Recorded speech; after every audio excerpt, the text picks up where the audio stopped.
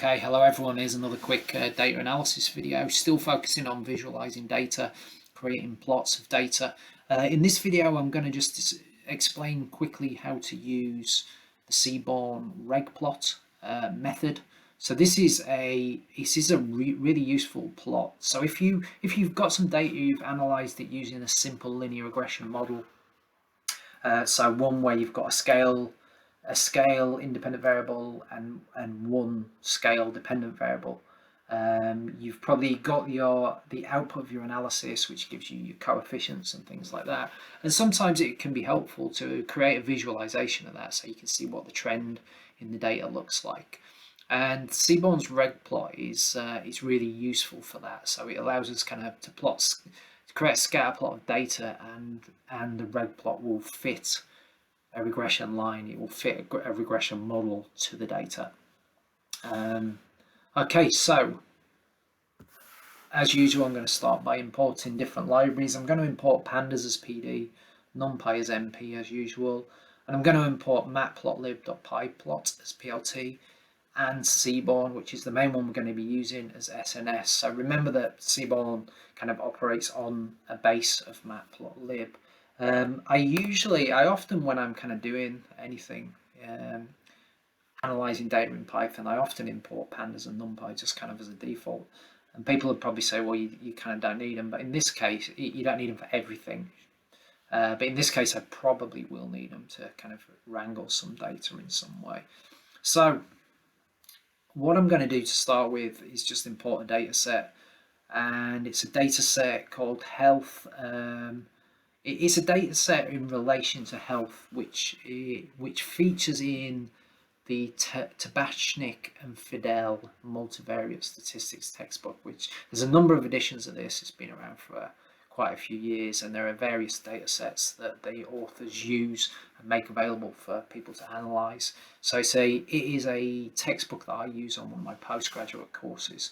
What I'm going to do is basically just import a data set from that in relation to health. And the way I'm doing that is using it's a CSV file saved on my computer, so I'm going to use the pd.read_csv method. If I run that and we look at the header of it, the first 5 lines, we can see we've got these different variables: time at the doctor's, physical health, mental health, mental health, stress, religion, race. So some scale variables, some on a discrete scale, or mostly on a discrete scale by the look of it. Some categorical variables that are currently just shown as with numerical codes.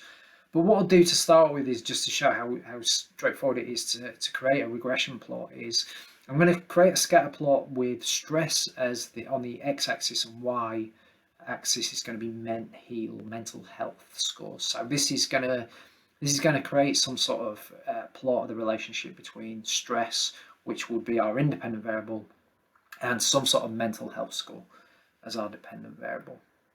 And to do this, I'm going to use sns.regplot, so the regplot method. And this is not only going to create a scatter plot, it will actually fit a regression line. And there you can see. So what you can see from this data is we've got stress scores between 0 and looks like around about 1,000. This data point, and then we've got mental health scores on some. They look like they're discrete values on some scale from 0 to 20. Sort of, you get a score of 0, 1, 2, 2.5, 3. Maybe a little bit more fine-grained than that. But what you can see, interestingly, is there's a lot of data here, and the plots are kind of like clustered on top of each other. But you can see the regression line that's been fitted using like an ordinary least squares method shows kind of a general sort of upwards trend there. And you've got these shaded areas around the regression line as well. Those represent the 95% confidence intervals. I'll say a little bit more about that in a second. So if we just wanted a scatter plot, what we could do is we can use this regplot method, short for regression plot. Specify the data, the x and y variable, and if we can add this extra argument, fit_reg equals false. So we're telling it not to fit the regression line. So that will just give us a scatter plot. There's probably other ways to obtain a scatter plot, but this is one of them, and we can just tell it not to fit a regression line. Alternatively, what we can do is we've got this data, we've got the scatter plot of the data, we've got our regression line. If we just wanted to see the line, so we had an overall impression of the trend, what we could do instead is use this argument here, scatter equals false. So it's by default it's set to true, but if we set it to false, what you can see is it's just shown as the kind of overall trend of the regression line, and you can still see that shaded area around it showing you the confidence intervals. So like much narrower confidence intervals at these lower values than as you get out here. Yes, that makes sense, because as you get up towards this area, we've got fewer and fewer data points that are accounting for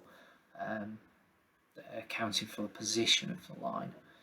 So we've got more uncertainty about the values in this region because we don't actually have that many in our sample. Okay, so note that seaborn gives us these confidence intervals around our regression line, and these are bootstrapped confidence intervals. And if we don't want them, if we just want the line, we can actually turn them off. So if we run this again, but just add this CI equals none, so confidence intervals equals none parameter, what you can see is we get the same sort of regression plot, but we've not got the shaded confidence intervals around it. I generally like to see the confidence intervals when I'm looking at a regression plot like this. It sort of gives you an idea of whether you've got constant variance along the line of your data. Okay, so a couple of other things that are worth considering as well. So as I mentioned, often, if you've got lots of data in a data set and you plot it, lots and lots of these things are stacked on top of each other, and because it sort of looks quite dense in this area in terms of data points, there must be a lot of data points there, but it's hard to see really how many there are, or what the density of scores are in that area. So what you can do is, we've seen this on previous plots that I've demonstrated, is you can adjust what's known as the alpha value, which is how translucent, how transparent the data points are. So they're kind of, it's easier to see which ones are stacked on top of each other. And in order to do that using the regplot method in seaborn, what we can do is we've got this argument called scatter underscore KWS. So it stands for scatter keywords, and it takes as an argument a dictionary. So remember, dictionaries in Python, you usually got them in curly braces, and they consist of key value pairs separated by a colon. So the key here would be alpha, and the value would be 0.5. So what I'm doing here is I'm passing this dictionary to the scatter keywords argument, saying set the alpha value to 0.5. So I'm making those data points a little bit more transparent, and hopefully you can see there that kind of makes it easier to see that certainly here where the real areas of density are. If every data point's the same thickness, the same density, I suppose, in terms of how the color, how see-through it is, it's kind of hard to visualize. So that makes it a little bit easier. You can see it makes it easier to see where data points are stacked on top of each other, and anything that we can use as for styling or adjusting elements of the plot, such as alpha, and here we'll try this one in a second, LW for line width, that you can use in matplotlib. Any of those elements, you can pass it to this scatter keywords or line keywords, anything that's relevant in terms of formatting the line or formatting the scatter of the data that you can use in matplotlib. So let's look at the another one. So line underscore KWS line keywords. These are different ways we can format this actual regression line. I'm just going to demonstrate one here, such as the line width, and I'm going to set that to 4. So that's going to make that, it's going to give us the same plot, but it's going to make this line much thicker, so it's easier to see. And we could also pass. Let's see if we can do it now. If we pass color as an argument, and we'll set that to, see if that works. Yeah, so set that to red. So there you can see a bit easier to see now because we've set the color as different. And all I've done is I've passed color in as a string, and in this case I've passed a string, the actual color code. So I could have set this to black or any other color using a hex code. But that kind of makes the regression line easier to see, whereas previously it was like a blue against the background with blue data points. Okay, so I'll demonstrate a few other things using regplot. And to do so, I'm going to use some different data. So that was data that I imported myself. That comes from the Tabachnik and Fidel textbook, multivariate stats textbook. As you've seen previously, seaborn comes with some of its own data sets, or data sets from different places loaded into it. And there's one in relation to diamonds. It's in terms of price, carat, quality, things like that. So I'm going to import that as diamonds. I'm going to save it as a data frame object called diamonds. I'm using the seaborn sns.load_dataset. I'm just passing the data set that I want, which is diamonds. So if I import that, you get this nice pandas data frame with these different variables: carat, clarity, cut, price. So some categorical, some measured on a numerical scale. If we look at the shape of this data set using the .shape method, it's really big. There's like 53,940 observations, rows, across 10 variables, 10 features. So what I'm going to do is just take a sample from this data set. I don't want to pull out all 54,000 data points. So I'm just going to take a sample from the data set of 200, and I'm kind of setting a random seed, so it could, anyone who wants to can duplicate this analysis. So what I've done here is I've set the diamonds data frame equals diamonds.sample. That's for n equals 200 samples, and I've set random state equals 44. And then I've called the shape, and you can see I've now got 200 observations over those 10 variables. So what I'm going to do first is run the SNS regplot method. I'm going to specify that the data I want to use is this diamonds data that we imported. I'm going to set as the x value, the independent variable, be carat, and y value, the dependent variable, we want that to be price. So if I run that, what you can see there, we've got a nice plot of carat on the x-axis, price on the y-axis, and it's fitted a regression line. You can see the shading there for confidence intervals around it.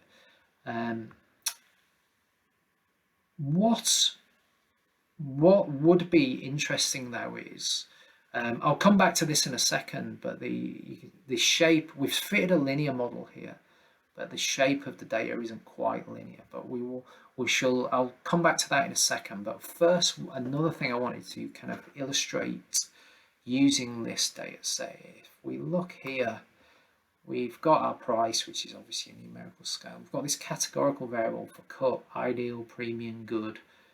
The actual categories are fair, good, very good, premium, ideal.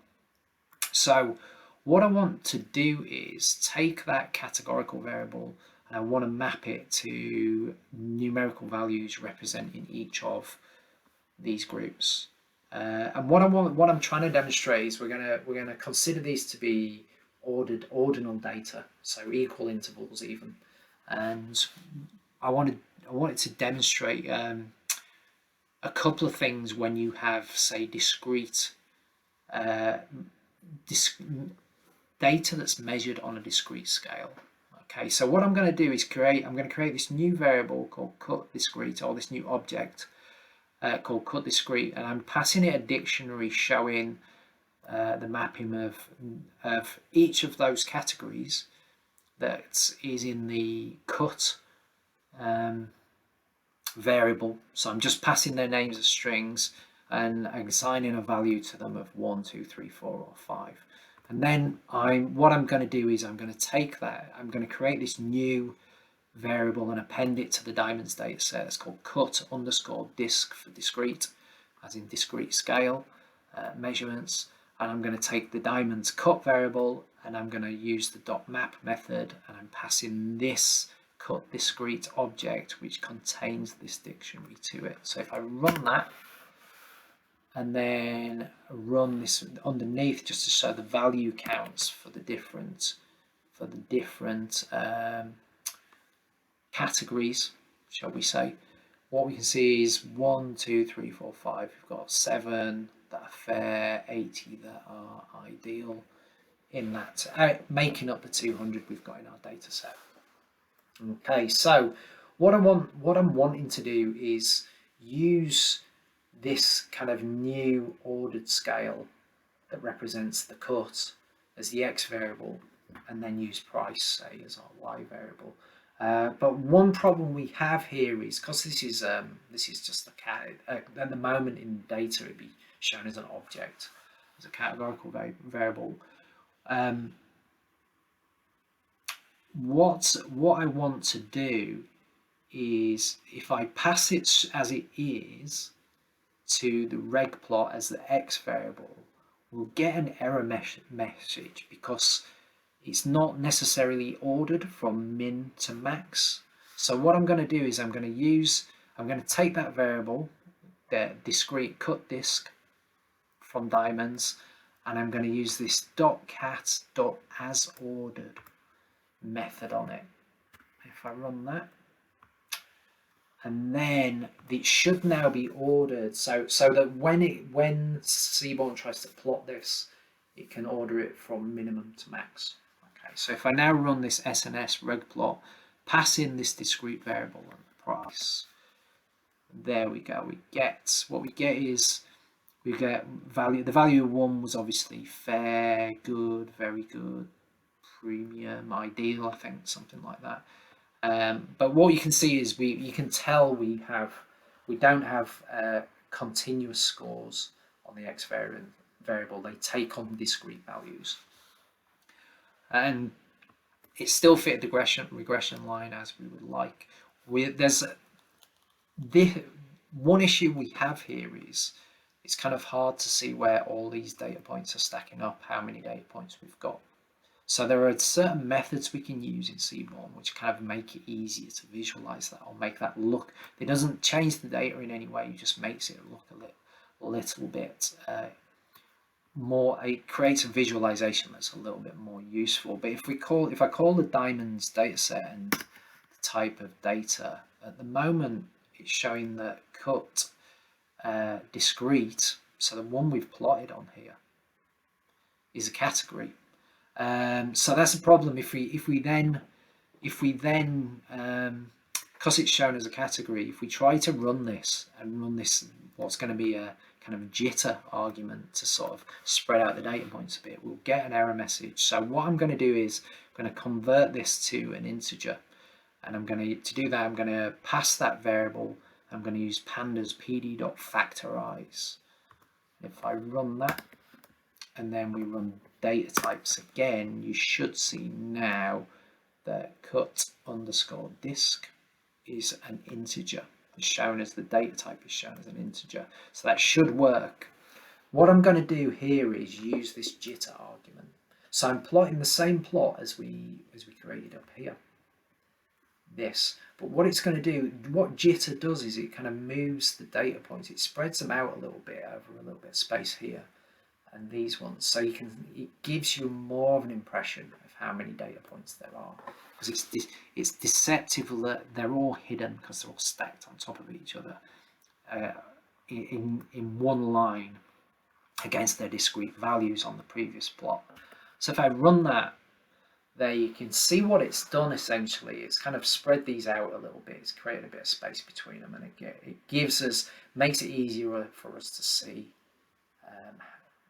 That we can still see we've still got a lot of data points stacking on top of each other in certain regions, but hasn't changed the data in any way. All it's done is changed the presentation of it, so it's kind of it's easier for us to interpret.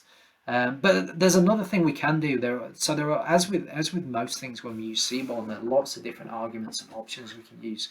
And something else we could do with this particular data is, if we've got, particularly useful when you have discrete scores on one of the variables, is we could use this x underscore estimator. And what I'm going to do is I'm going to basically use an estimator of the mean. So I'm using np.mean, so the mean numpy calculation of the mean for each of these for categories or values. And if I run this, what you should see is it's basically plotted the mean for each one based on how many data points we've got and some confidence intervals around it. Okay, so I mean that can be quite a useful way to visualize your data. Obviously this one here, which will be there. So when I factorized it, it's indexed them from 0, but this should be 1, 2, this should be 3, this should be very good, I think. You can see we've got most of the plot points here. We've got this one that's really outlining on its own up here. And that's obviously affected how confident we are about the range of scores on this particular variable there. Okay, so one more thing we can do. The last thing I'm going to do using this this kind of diamonds data set is we can fit higher order polynomials. So if I scroll back up a bit and we look at that original plot, I said when I initially created this visualization, you can see if we look at it, the data is not exactly linear. It's not showing a linear trend. It's kind of getting more spread out here, but we fitted a straight line. So we're modeling data that isn't on a straight line with a straight line, which might we can get away with that in many cases. It's just going to give us very biased predictions for scores, but sometimes, you know, certainly if the trend is very, very, very non-linear in the data, we might want to change the shape of the function. We might want to change the shape of the line that we're fitting to it and model it using some sort of different function. And a way we can do that is by fitting higher order polynomials. So with linear regression, as it is to fit a straight line, the highest order that any of the variables is raised to is 1. Okay, but we could change the order, and when you change the order, that's going to change the shape of the line that we fit to it. So what I've done here is I've changed the order from its default 1 to 2, and if I run that, what you should be able to see is it's now a second order polynomial, which means it's like a quadratic function, and for it would look like, if we could see it all, it would look like a parabola, sort of like a U shape going off the curve at that side, off the page at that side as well. But you can see it's actually fitted a more curved line to the data, which probably gives a better fit of the data. It's probably a much better way to model the data. So fitting higher order polynomials to as part of regression models is quite a commonly done thing. I'm not necessarily sure it's the best way to do things, and I think it can sometimes be better to look at other ways of modeling it, such as using splines and fitting different lines to different regions of the data. But there are a number of other options that can be used to within seaborn with the regplot to change the type of model, the type of fit. So we've just looked at linear regression, and now I've just illustrated a kind of higher order polynomial, a second degree polynomial fit of a line. But there are others. There's a logistic parameter that you could put in for if the outcome was a categorical variable. There's also something called LOES, which is locally weighted. It's like a locally weighted linear regression model. We can use the logarithm, so the logarithm of x as well, which would change the shape of the line, give it a very different looking function if we use the logarithm. And we can also ask for a more robust regression model, so one that reduces the weighting given to outliers and extreme scores. So that's the last thing I'll demonstrate in this video. And to do it, I've just created some made up data. So I've created a variable called xvar, which I'm going to plot on the x-axis. It consists of a range of values, and yvar is going to be our dv on the y-axis, and that consists of a range of values that map onto the xvar. So xy, we've got xy pairs essentially. But one thing I've done is I've added this data point, which is kind of much higher than any of the others. If I run that cell, and then we use the regplot to plot these two as the x and y variable, and we will get rid of the confidence intervals so we can see the trend in the data. What you can see here is kind of most of the data's here, but we've got this one extreme score here. And as anyone who's done regression before will know, it's quite certainly linear regression. It's quite vulnerable to kind of outliers or extreme values, because this point here is going to be pulling this regression line upwards in this direction. What we can do to address this is we've got this argument we can use called robust, and if we set that equal to true, it will give us a robust regression where it reduces the weighting that's assigned to these sort of extreme values. So if I run that on that made up data, what you can see is the regression line now is a much better fit to the data. It wasn't very noisy data that I created in the first place, apart from this one score that's miles out, completely different to all the others. But that was to illustrate this point essentially, sort of like make it visually clear that if we set this robust equals true parameter, it's going to give us a more robust estimate of where the regression line should be if we were to say remove those kind of extreme scores. Okay, so that's the reg plot in Seaborn. Lots of things you can do. I've only demonstrated a little bit of the functionality of it, so you should check out the Seaborn documentation and all the different options that you can use when creating these types of plot. So useful when you're using linear regression, where you've got one DV, one dependent variable, one independent variable.